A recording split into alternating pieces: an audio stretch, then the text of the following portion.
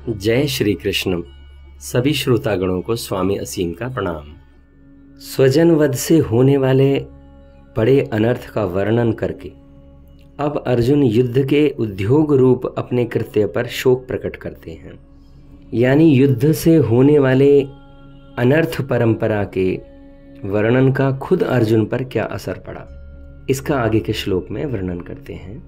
45वां श्लोक इस प्रकार है।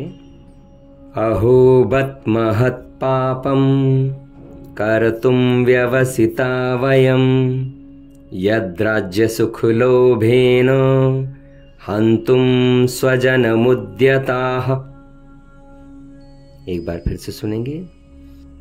अहो बत महत् पापम कर्तुम व्यवसिता वयम यद्राज्य सुख लोभेन हंतुम स्वजन मुद्यताः।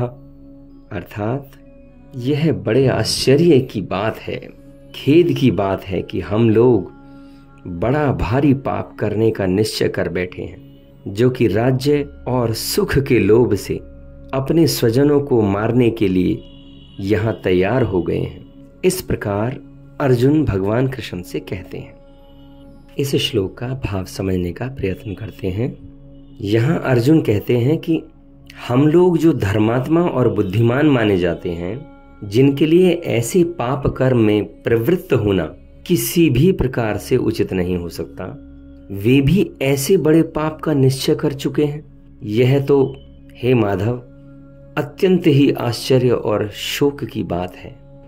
अर्जुन का यह भाव दिखलाता है यहाँ पर कि वो ये कहना चाहते हैं, हम लोगों का राज्य और सुख के लोभ से इस प्रकार यहाँ पर युद्ध के लिए तैयार हो जाना, यह बहुत बड़ी भारी गलती है। अर्जुन ने पहले 38वें श्लोक में दुर्योधन आदि के युद्ध में प्रवृत्त होने में, कुलक्षय के दोष में और मित्रद्रोह के पाप में लोभ को कारण बताया। अब यहाँ भी अपने को राज्य और सुख के लोभ के कारण बड़ा पाप करने को उद्यत बता रहे हैं।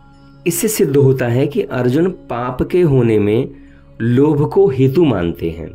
यहाँ थोड़े समझने वाली बात यह है कि अर्जुन की दृष्टि युद्ध रूपी क्रिया की तरफ है। वे युद्ध रूपी क्रिया को दोषी मानकर उससे हटना चाहते हैं, परंतु वास्तव में दोष क्या है, इस तरफ अर्जुन की दृष्टि नहीं है। युद्ध में कौटुंबिक मोह, स्वार्थ भाव, कामना ही दोष है, पर इधर दृष्टि न जाने के कारण अर्जुन यहाँ आश्चर्य और खेद प्रकट कर रहे हैं, जो कि वास्तव में किसी भी विचारशील धर्मात्मा शूरवीर क्षत्रिय के लिए उचित नहीं है। इस श्लोक में इतना ही, फिर मिलते हैं अगले श्लोक में। मैं स्वामी असीम आप सभी को प्रणाम करता हूँ। मेरा प्रणाम स्वीकार करें। धन्यवाद।